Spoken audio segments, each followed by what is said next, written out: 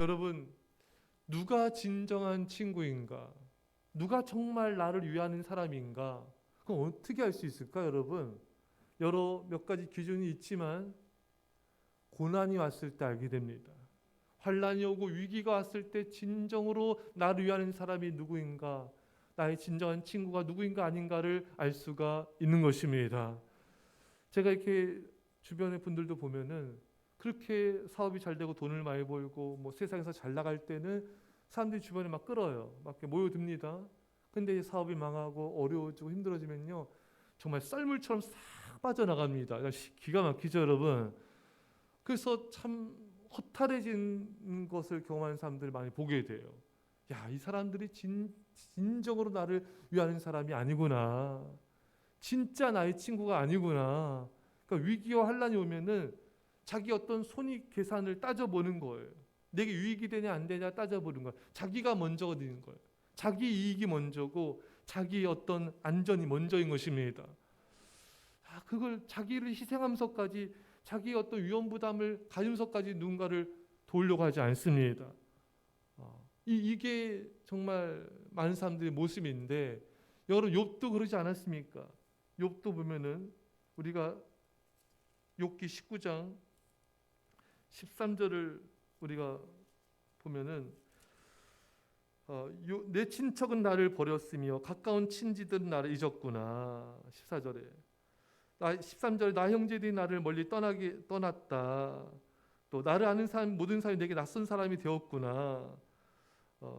친척도 멀리하고 형제들도 이제 멀리 떠나는 겁니다, 여러분.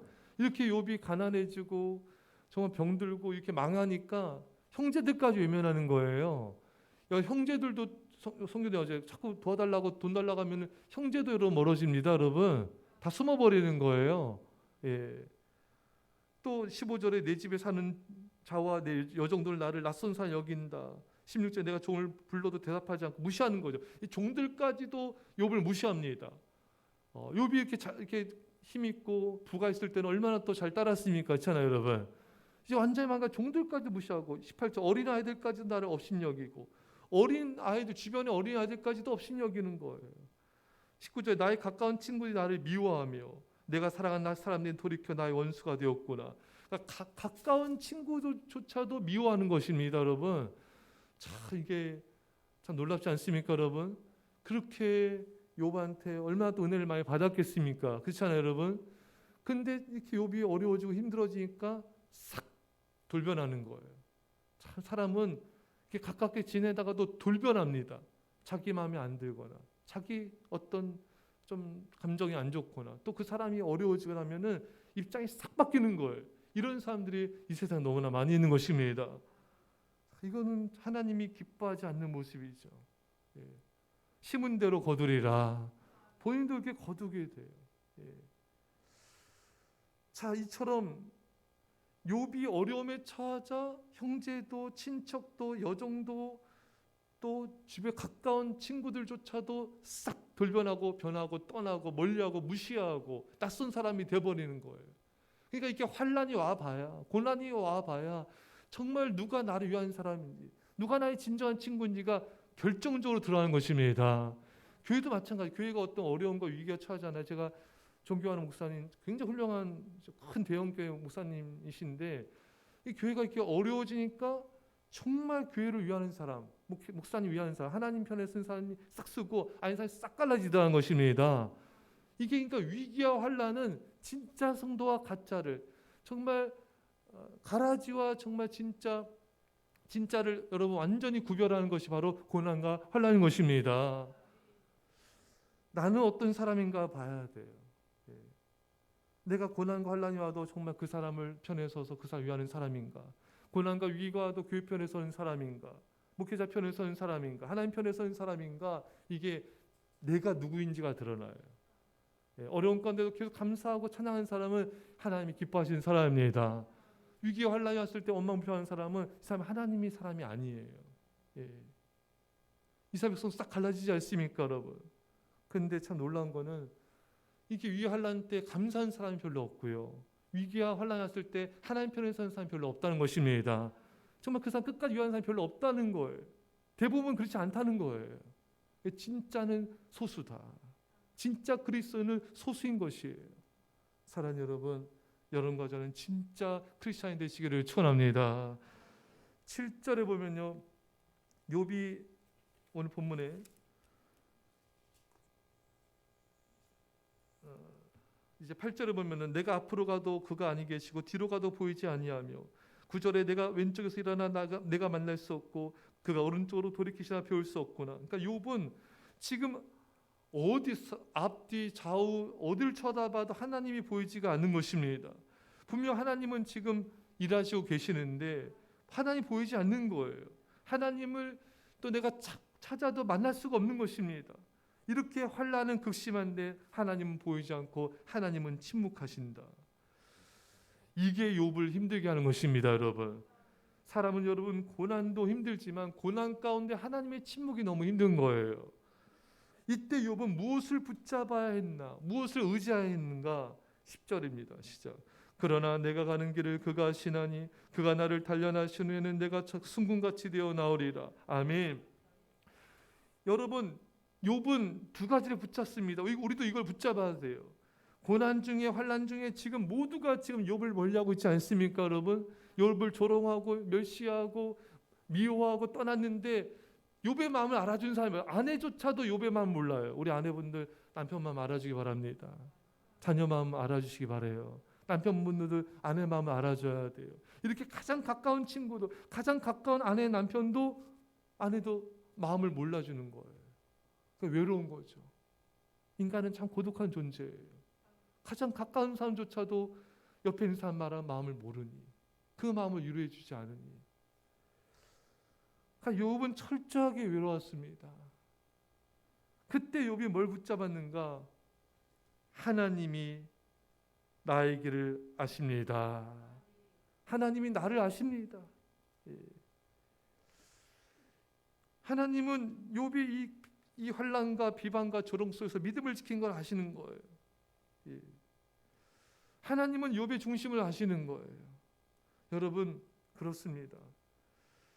우리가 아무도 우리 마음을 모를 때 고난 중에서 내가 믿음을 지키는 걸 주님이 아시는 것입니다. 환난 중에서도 하나님을 바라보고 견디는 것을 주님은 아시는 것입니다. 사람들의 비방과 조롱에서도 내가 하나님 때문에 참고 견딘 걸 하나님은 아시는 것입니다. 여러분, 하나님 알면 되셔요. 여러분, 하나님이 알면 그것을 족한 겁니다. 사람들이 몰라주면 어때요, 여러분? 하나님이 아시면 되는 거잖아요. 이 세상 모두가 나를 알아줘도 하나님이 나를 모르면 그건 정말 심각한 문제인 거죠. 진짜 그것은 정말 괴로운 것이죠. 하지만 사람들이 몰라도 하나님이 아시면 되는 거예요, 여러분. 열왕기상 8장 39절에 솔로몬이 고백합니다. 주만 홀로 인생의 마음을 아심이니이다.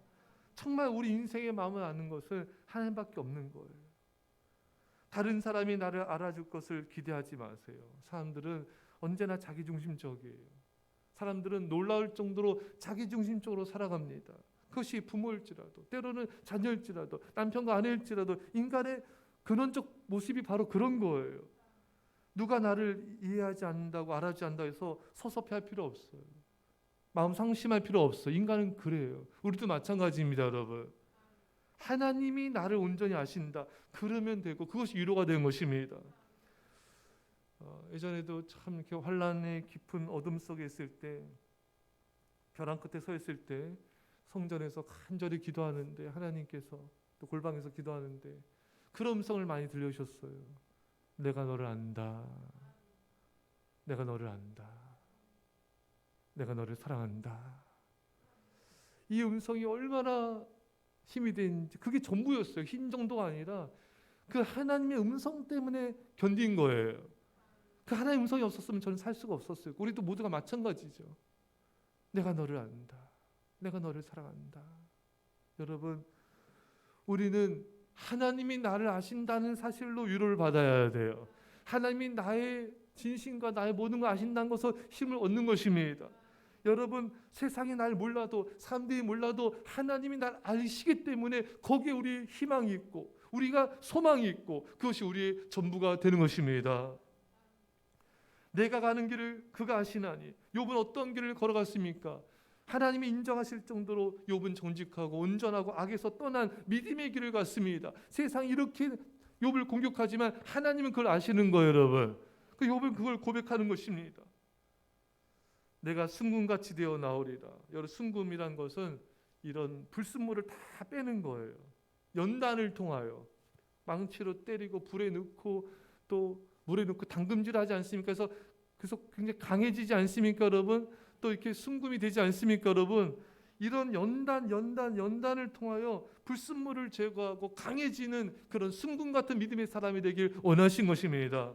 불 같은 시험이 없으면은 그런 믿음이 안 나와요. 여러분, 어떤 사람이 믿음이 좋다, 믿음이 강하다, 훌륭하다, 이 사람은 불 같은 시험을 통과한 거예요. 여러분들이 상상할 수 없는 그런 불 같은 연단을 통과한 것입니다.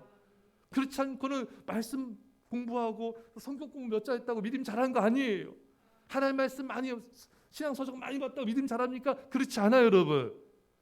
불같은 하나님의 시험과 연단을 기도로, 믿음으로, 감사함으로 통과한 자만이 순금 같은 믿음이 되어 크게 쓰임받을, 귀하게 쓰임받을 수가 있는 것입니다. 그렇지 않고 믿음이 생기지 않아요. 그러니까 여러분들 믿음의 사람을 볼 때 정말 존중하고 존경하셔야 될 이유가 바로 그겁니다.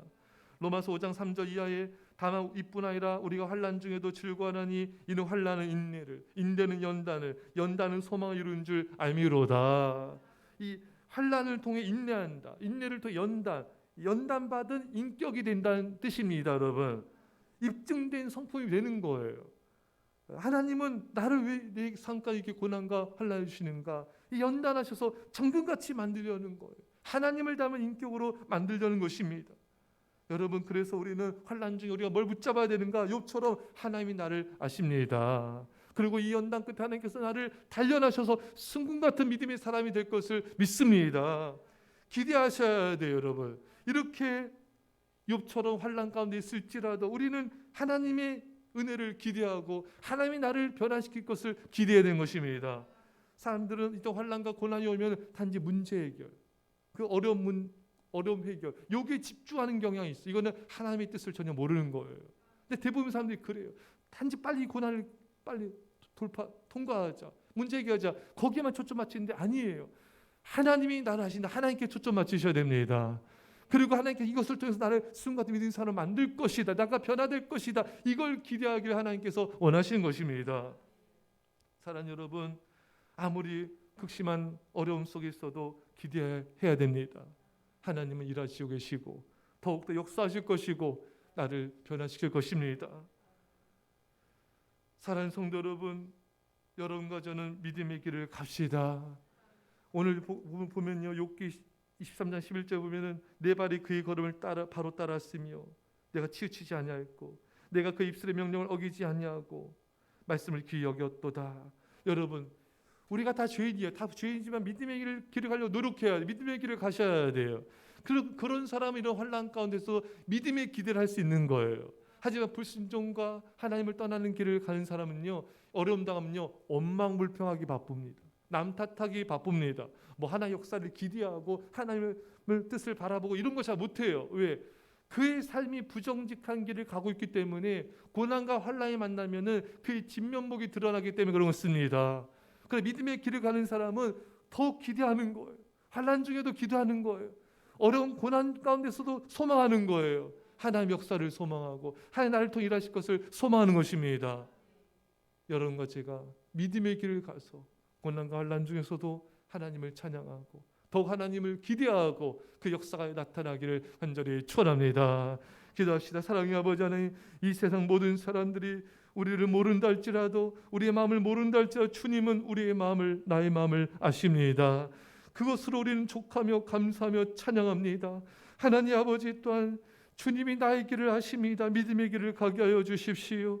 아버지 하나님, 주님께서 이 모든 고난을 통해 연단하셔서 순금 같은 자로 세우셔서 귀하게 써주심을 감사드리며 예수님의 이름으로 기도합나이다. 아멘.